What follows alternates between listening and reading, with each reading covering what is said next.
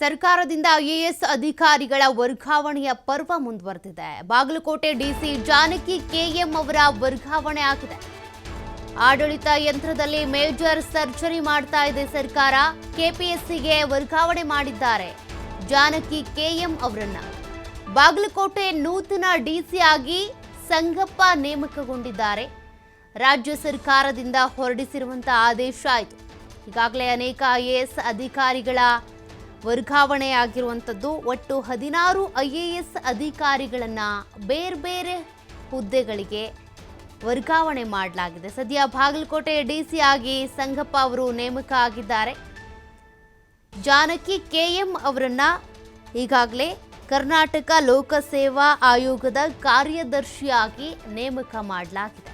ಅವರನ್ನ ಅಲ್ಲಿಗೆ ವರ್ಗಾವಣೆ ಮಾಡೋದ್ರ ಮೂಲಕ ಬಾಗಲಕೋಟೆ ಡಿಸಿ ಆಗಿ ಸಂಗಪ್ಪ ಅವರನ್ನ ನೇಮಕ ಮಾಡಿದೆ ಸರ್ಕಾರ. ಆಡಳಿತ ಯಂತ್ರದಲ್ಲಿ ಒಂದಷ್ಟು ಮೇಜರ್ ಸರ್ಜರಿಯನ್ನ ಮಾಡ್ತಾ ಇರೋದು ರಾಜ್ಯ ಸರ್ಕಾರ. 16 ಐಎಎಸ್ ಅಧಿಕಾರಿಗಳನ್ನ ಈಗಾಗಲೇ ವರ್ಗಾವಣೆ ಮಾಡಲಾಗಿದೆ.